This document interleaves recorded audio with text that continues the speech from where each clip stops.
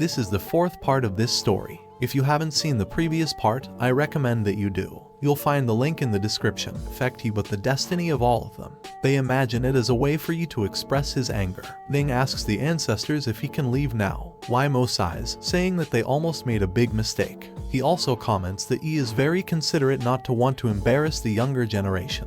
Huang adds that their task is to punish the younger generation sincerely, unlike what they did to the rest of the sect, which they massacred. Yanghong asks Ning to take out his storage bag, and Ning obeys, thinking that he doesn't mind handing over the bag as long as he has the sect's last treasure stored in it. It might be his only chance to return and kill Yi. Ning gives the bag, explaining that it contains all the sect's resources and he hopes it's a way to fix all the mistakes. Yanghong orders him to stand up and throws the bag to Lai Mo. Ning stands up and quickly tries to escape, exclaiming that he won't bother them during their lunchtime.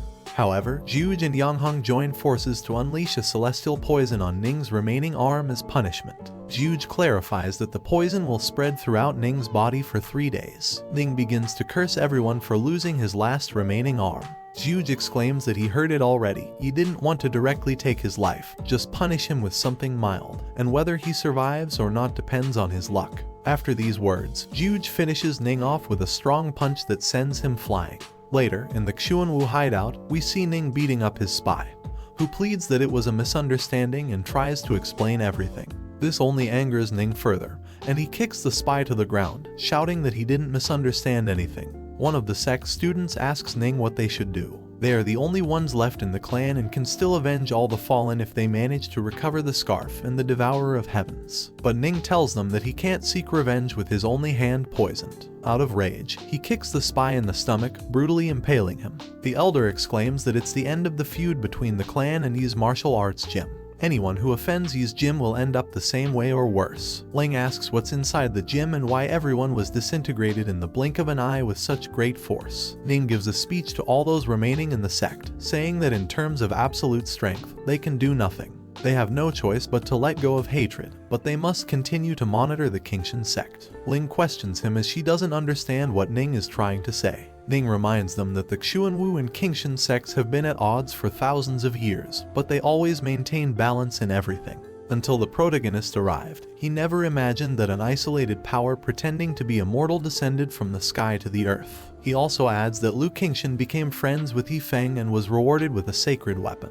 He concludes that if the Xuanwu sect continues like this, they will be exterminated by Yi or the Qingshan sect. The only thing they can do is the same as them, please and get close to Fang. Ning approaches Ling and tells her that with her beauty and charm, she can seduce him, so he convinces her to become his woman. He knows it's embarrassing for her, even treating her like his own daughter, but unfortunately, even if he doesn't want to sell her, the future of the sect is in her hands. Ling blushes and responds that it's not that she doesn't want to, she is just afraid that something will go wrong and the sect will end up being exterminated. She also asks what would happen if she ends up not liking him. Ning motivates her by saying that he didn't teach her the word fear when he raised her. To achieve great things, one needs a lot of courage. He knows that she has always admired the strong, and this proposal is not a loss for her at all. If she loses sight of the overall situation due to fear, then how does she intend to govern the Xuanwu sect? Ling remains silent, analyzing her master's words, and eventually accepts the proposal. Later, in the Pingjiang Chamber of Commerce, we see Yuna's father sitting and reflecting.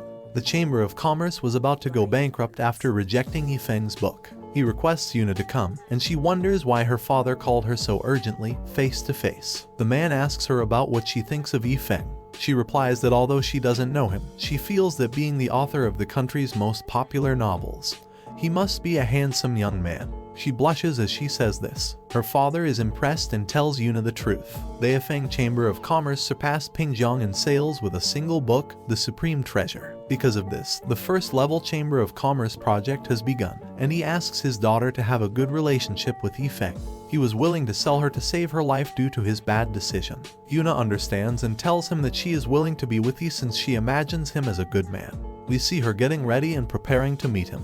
The same happens with Ling, who dresses provocatively and applies a substance called honey trap, which helps to make men fall in love. But if that fails, then it will depend solely on Yi falling for her beauty. Later, we see Yifeng returning from shopping and entering his gym. Zhang comments that the 4 ancestors left all those things for him. They said that half of those gifts were thanks for today's teaching, and the other half was for repairing the rake. Kai is quite happy surrounded by the sacred treasures since they are very difficult to obtain for any ordinary cultivator. The wolf thinks that only the protagonist is capable of acquiring treasures of that caliber without even making a single move.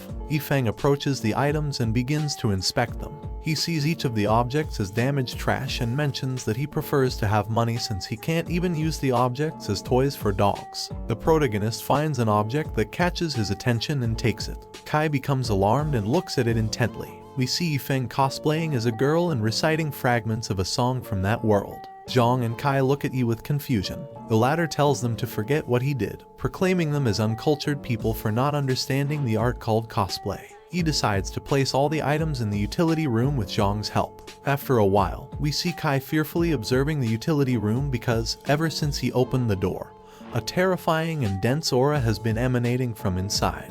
He pets the canine, and Kai starts to wonder what could be inside to have such a heavy dark energy. At the same time, he thinks it must be something insignificant to the protagonist. Then we are shown Lan and Yingxing, the representatives of the Baofeng Chamber of Commerce, calling the protagonist to invite him to a poetry conference held annually in the city. Lan reminds Yin to be very careful because the protagonist stayed in the city to fix the overall situation of the world and understand the lives of mortals. Offending him is almost taboo. Yin replies that he already knows, and he opens the door to welcome them. They tell him everything, and he comments that in previous years, the criteria for participating in the poetry conference was very high, so he is confused that the president personally gave him an invitation.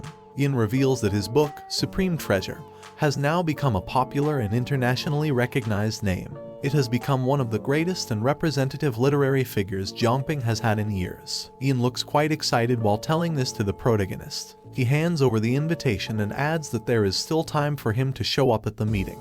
If he goes, it would be a great blessing for the event. He accepts and plans to test the audience. He wants to see if the cultural knowledge of this world is deep enough or if they only care about generic things. Several days later, the annual poetry conference takes place near the Chengxi River in the city of Jiangping. Talented young people from all over the country gather here, judging people not by their background, lineage, or strength, but solely by their literary ability. The audience is excited that the four great talents of Jiangping will write a poem together. The four competitors recite their poems, competing against each other, while he observes them from the audience, completely disappointed in how they write, unlike the audience who considers them very talented. One of them claims to be the best talent in Jiangping, angering the protagonist. He grabs the person by their shirt and tells them to wake up.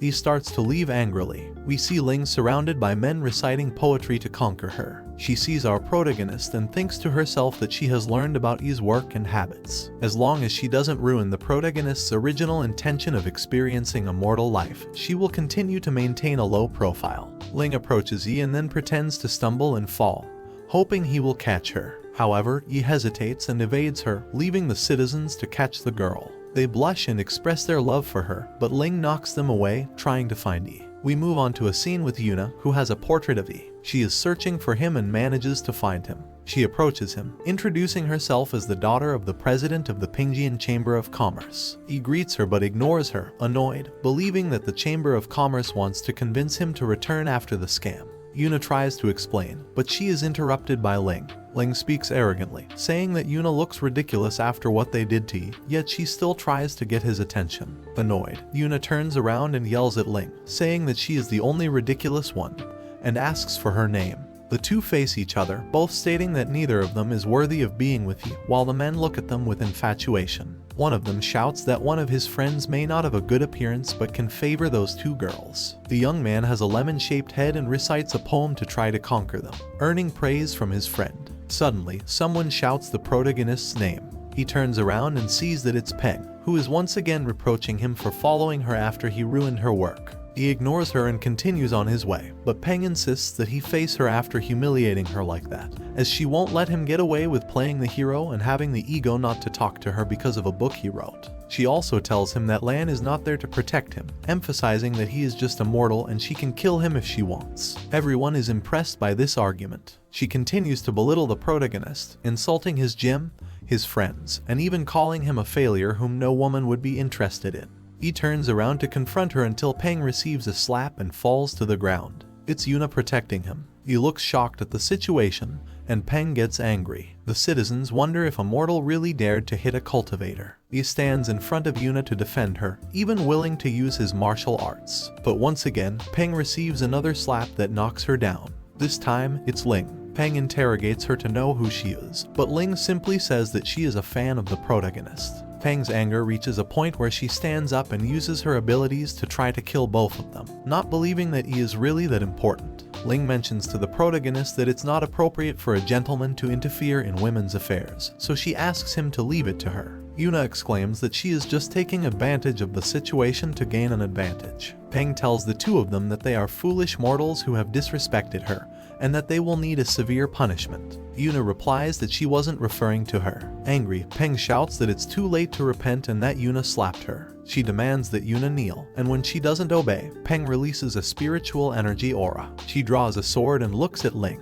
thinking that she gave her an even stronger slap and deserves the worst death of all. Peng tries to stab her, but Ling easily stops the sword with her fingers, impressing Peng, who can't believe that a mortal actually stopped her attack. Ling spins the sword and disarms Peng, asking if her sword is difficult to handle. She humiliates her, saying that a level 9 martial artist who can't even handle her own sword doesn't deserve to be called a cultivator. She tells her that if she's worthy, starting to deliver a series of slaps that gravely injure Peng.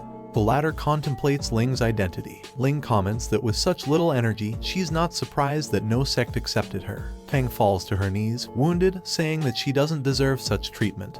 But Ling doesn't care. He watches all of this from a corner, thinking that women's fights are terrible. The citizens watch as Ling kicks Peng into the water, fascinated by her aggression and strength. Ling approaches the protagonist to greet him with a bow. He returns the greeting and thanks her for her kindness and help. The protagonist tells her that he remembers her from the martial arts hall and thinks she's his fan. She blushes but is surprised that he actually recognized her, suspecting that's why he initially avoided her. He tells them that everything is fine, thanking Yuna for her help as well. Ling feels inferior to the protagonist and believes that no one from the Xuanwu sect is worthy of her attention. He invites both of them to dinner as a gesture of affection.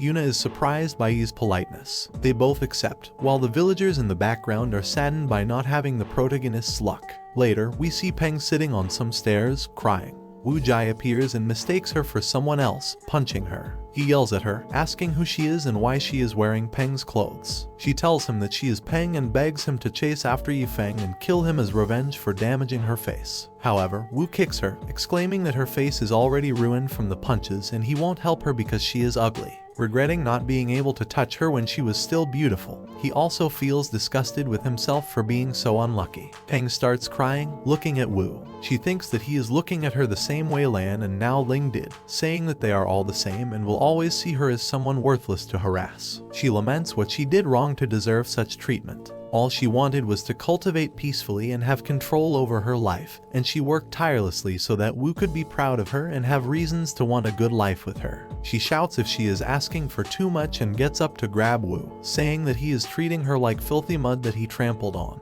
Wu tells her to remove her hands, but she throws herself into the water with him, sickly stating that she will be attached to him forever, and that he will never be able to get rid of her. She doesn't hesitate to drown both him and herself. Wu tries to fight for his life, while Peng reflects on her life, saying that if there is an afterlife, she will make everyone pay dearly. Back with he watches Kai with fear and hugs him, asking why he has been acting so strange lately. He looks around the room with dark energy and tells the canine that he already knows what he wants. Mating. He believes that it's Kai's mating season. Zhang asks him how the conference went. He tells him everything and informs him that he will go look for the women to hang out with. At dusk, we see Ling walking through the city, leaving all the men in awe with her dress. She thinks about Yuna, considering her stupid but physically attractive, and doubts who he might be interested in. So she plans a way to quickly establish a good relationship with the protagonist before Yuna does. Ling arrives at the gym, realizing that the dinner is her only opportunity to become the leader of the Xuanwu sect and the leader of them all. She enters, and we see Zhang training. Kai starts sneezing and immediately suspects that there is an immortal present because the scent of that cosmetic is not that of a mortal. Zhang realizes it too and informs her that Fang is not there because he went to look for young women at Yihang Academy to fight against the owner. Ling approaches, asking what he means by fighting the owner. He replies that it's a matter between men and women, creating a misunderstanding. Ling tells him it's okay and understands that he can't say it, adding that she will thank him later by bringing a girl. She thought that the protagonist would be dense when it comes to love but likes that he's not decent deep down. There, she looks at the Sect scarf and tries to take it, but she is interrupted by the howl of a wolf. Kai and Zhang quickly stop her, with the latter wielding his spiritually empowered knife, threatening her to drop the cloth. Ling asks him what he will do if she doesn't, and Zhang raises his knife, shouting for her to obey, unleashing a golden aura that brings Ling to her knees and frightens her. Ling looks at the knife in fear, admitting that neither the stone nor the scarf are rivals compared to the pressure emitted by the knife. Ling tries to estimate the power of the knife and believes it could even be a level above the sacred. She returns the cloth to Zhang, and he tells her not to dare steal anything from the gym while he is present. If she tries again, he won't show mercy next time. Ling begs for forgiveness and says she won't do it again, noticing Kai's laughter and getting annoyed by it. She thinks he's just an ordinary wolf, but Kai demonstrates the same power as he, defeating Ling in just one strike. She can't believe that a dog actually beat her and falls to the ground, realizing that it's not a normal dog but a demonic wolf. She never imagined that the power level of Yi's gym would be so great that the wolf serves as its guardian. Meanwhile, in the Chamber of Commerce, we see Yuna with her father. He gives her artifacts and scents that can help her win his love. Among them, there is a vial that can instantly ignite a man's love. At first, she hesitates, but remembering that she is competing with Ling for the protagonist's heart, she takes the object to perform a ritual. And that's how the fourth part of this story ends. If you've reached this part of the video, let me tell you that you've been one of the few people to make it here. So, comment the word 10,000 in the comments. Remember to subscribe so you don't miss the next part of this story. With that being said, see you in the next video.